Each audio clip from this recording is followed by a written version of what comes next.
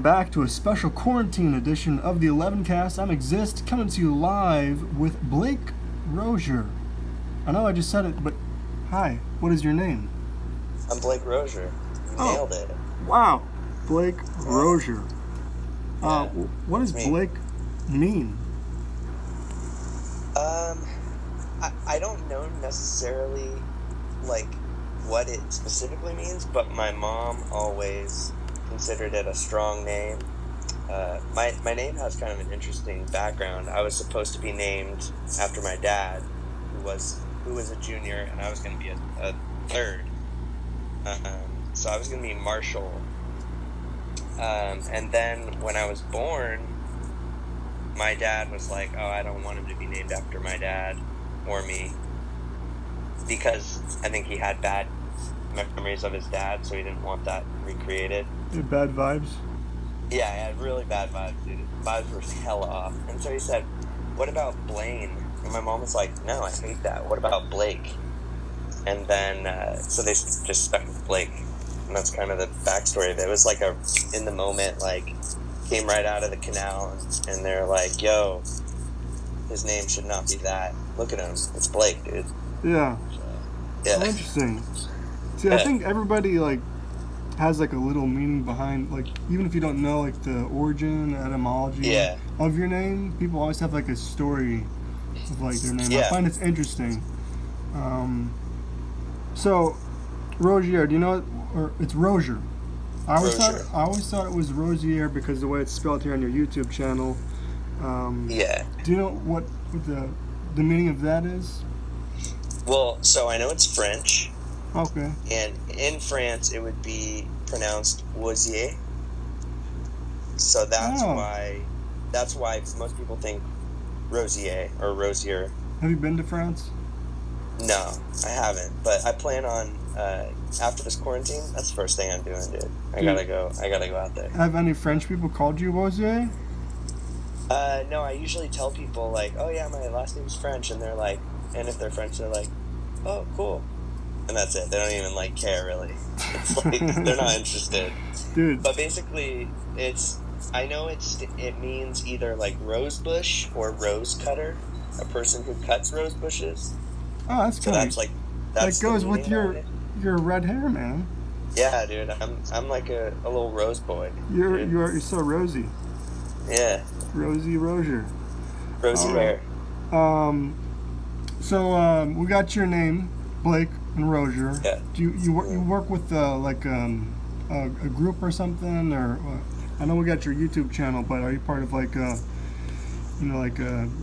got the vibe stream going, but you got a group of actors, or kind of get into what you do?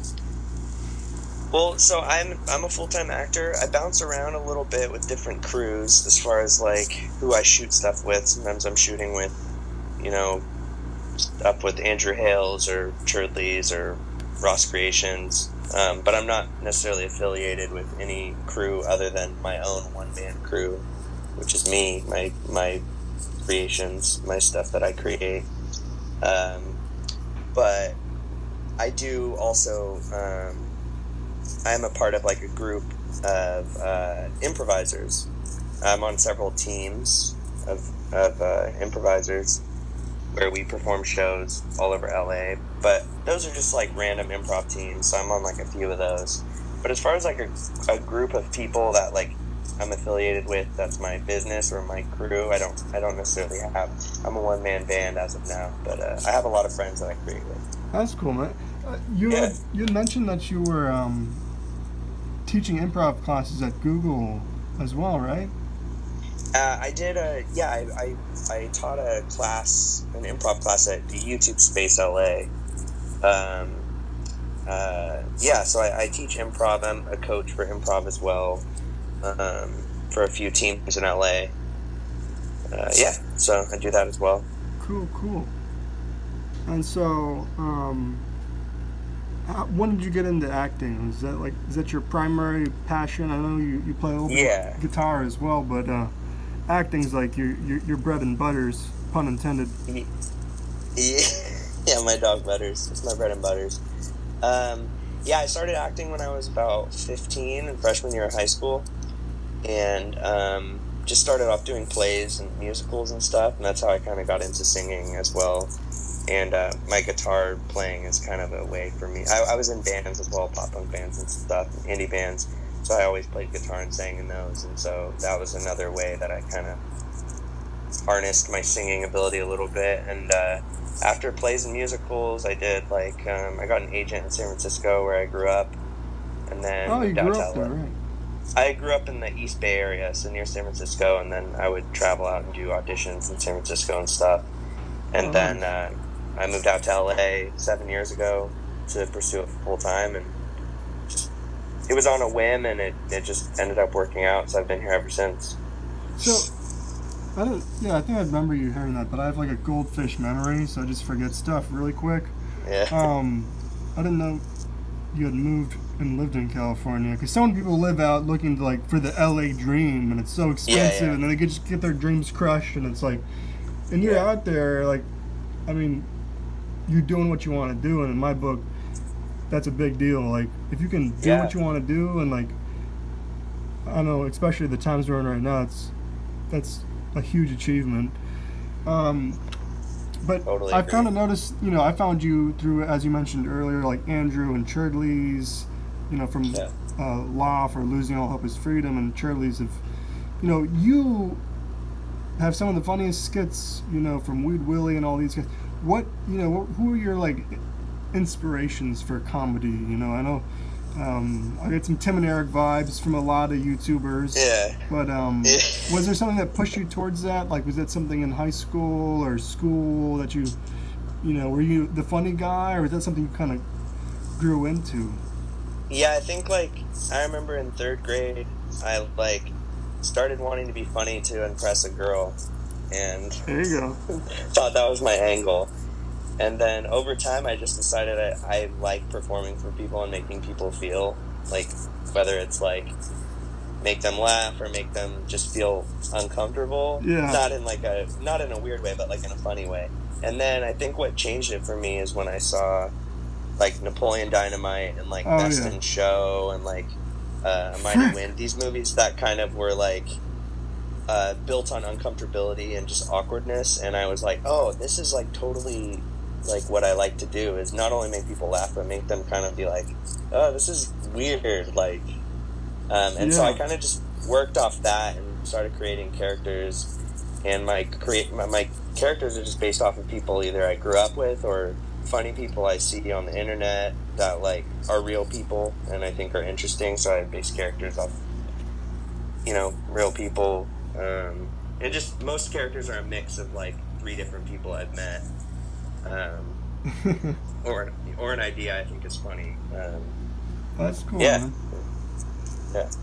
I think laughter is the best medicine, especially amidst these times of the dreaded word that shall not be said, but everybody knows if you look at the date. So it's pretty rad, man. Love your videos. Thanks, man. Thank you. I'm loving the vibe stream. I appreciate you being a part of it. Yeah. Yeah, it's a really good place to spend the time. And I'm looking at your Instagram. It says best cry on the internet. And I think I have a pretty good cry. I think it's pretty funny. It's pretty realistic and stuff. Oh man.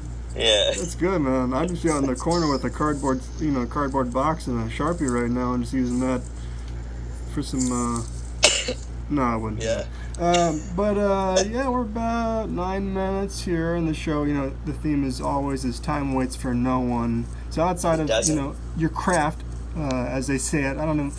Some people don't like the word craft, whatever you want to call it. Outside of your acting, your comedy, what do you enjoy in life? What do you like doing? What makes you happy? Well, I love the word craft. Yeah. Just to be real, the word craft is probably my favorite word. That's my biggest hobby, is just using the word craft. Other than that, I love improvising, so doing improv shows and making videos. It's funny enough because I feel like what I'm doing for my career, or what I'm launching as my career, slowly, it takes time, is my hobbies as well. So it's when I want to have fun, and also when I want to try and grow my business, I'm doing the same thing.